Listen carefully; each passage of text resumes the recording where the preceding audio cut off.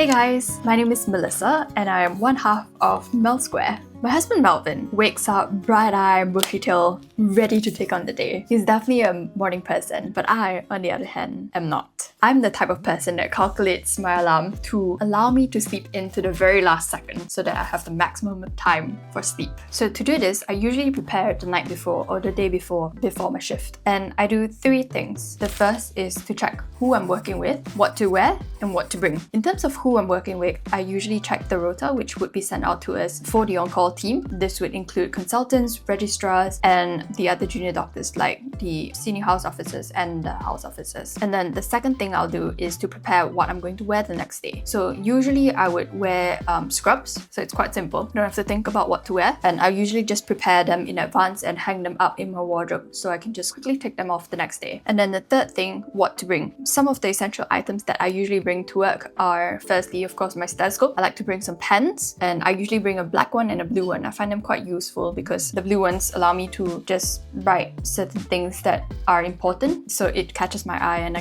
can quickly pick them up. And then I would also bring my water bottle, which I usually pack the day before. In the morning, if Melvin's not working, he usually helps me prepare breakfast, which is quite a nice treat. Usually, I don't really have an appetite in the morning, so either just drink some Milo, which is a Malaysian drink, which I absolutely love, or I usually try to get in some porridge or oats. Sometimes I just have like a little breakfast bar. And secondly, he helps me prepare my tea, which is something I usually bring to work in a flask. My go-to tea is either Earl Grey or Yorkshire Gold, and this was introduced to me by Melvin's brother, my brother-in-law Sean, and it's really good. Third thing he would do is just to put my lunchbox into my bag that I'm bringing to work. I usually don't speak much in the morning because I'm still half asleep, but usually if Melvin's not working, then he would help me in this little routine that we like to do, which is to just speak words of affirmation to each other to start off the day in a good positive note. And we would also say a short little prayer, just asking God for strength, wisdom, and compassion and His presence.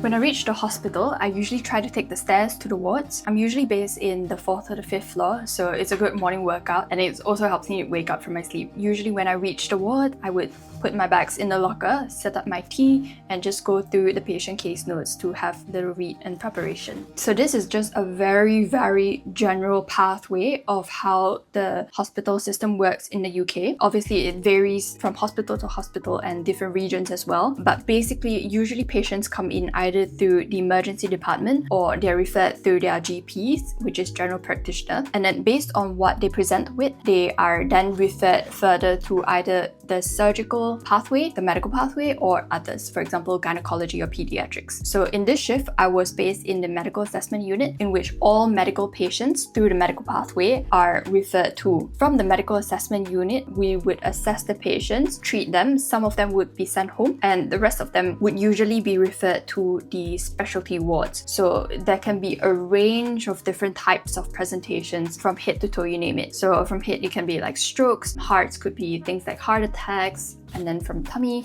could be like gastrointestinal problems, sometimes even just random miscellaneous things as well. And from then we would refer them to the specialty wards if needed. Usually in the morning, my day starts off with a ward round. In the medical assessment unit, we would then assess all the patients who have not been seen by a consultant, go through investigations such as their blood results, any scans that they had, for example a chest x-ray or CT scan, and also just go through their medications or prescribe anything that's necessary.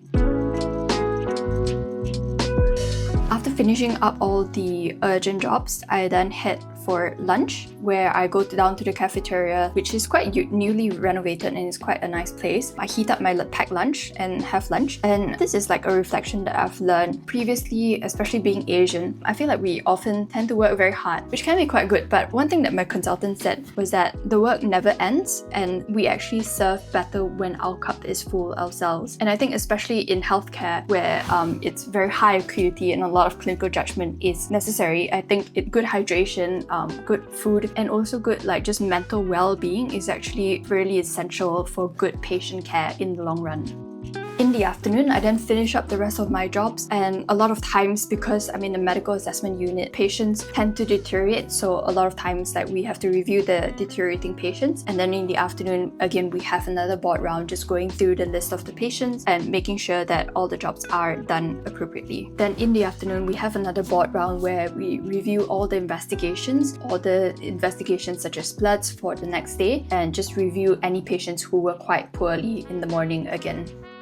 So after my shift, I take all my things from the locker, and there's this sign that is placed at the back of each ward door. It essentially says to pause, leave everything from work. In work, 3 things that went well and 1 thing that could have been improved, which I think is quite helpful actually. And then I usually pass by the lake on the way back. There's a little pond in our hospital, which is very nice. And then I just spend the rest of the day with Melvin. Okay, I'm just gonna end with a little reflection. So I think the shift and just medicine in general has taught me a lot of things. And the first would be like for myself, I think I've definitely gained a lot more experience, which has led to confidence and competence. I've gained a lot more skills and also learned how to ask for help, where to get information, who to escalate to, and also work in different types of situations. And I think just reflecting on medicine, if you're watching this and you're wondering if medicine was for you, I think it's really important to actually ask yourself why you want to do medicine, because I think a lot of people have the misconception that medicine is very lucrative, but honestly, and I think a lot of doctors would agree, but medicine is not as lucrative as so many other different careers. I think there's many other ways and careers that you can actually make a lot more money if that's what you're going for. But that being said, I think medicine, although it's incredibly demanding, it is very fulfilling, or at least for me personally. I think it's such an honor to serve people, especially at their lowest point in life. And secondly, I think it's incredibly wonderful to work with different teams. For example, in this shift, I work with different nurses, physiotherapists, pharmacists, and different specialties as well, all the way from like surgical to pediatrics, gynecology, different medical specialties as well. I really like the social aspect in medicine because you have such a variety of people. And thirdly, and I think what I really love about medicine and what made me choose medicine is because I love listening to the stories of people. I think life is really, really fleeting, honestly, especially as doctors when we walk literally on the corridors of life and death and everything in between. I think we often take life for granted. It's just good to reflect sometimes, no matter what you do, to just do that 3 things, like the sign behind the door, 3 things that went well and 1 thing that could be improved, and just learn to appreciate the little things in life. If you've watched to the end of this video, thank you so much for watching. It's quite different to what we usually do, but I hope you enjoyed it, and I hope that it helped you in one way or another. And please like, subscribe, and follow for more adventures. Thank you. Bye!